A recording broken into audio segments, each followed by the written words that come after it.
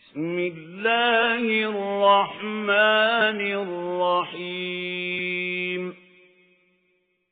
تبت يدا أبي لهب وتب ما أغنى عنه ماله وما كسب سيصلى نارا ذات لهب وامرأته حمالة الحطب في جيدها حبل من مسد.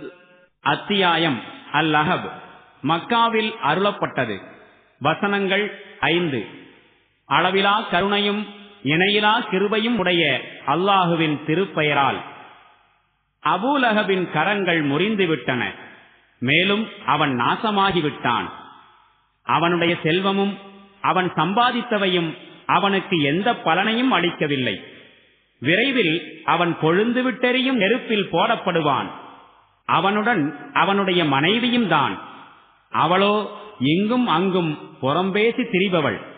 அவளது கழுத்தில் முறுக்கேற்றப்பட்ட கயிறு இருக்கும்.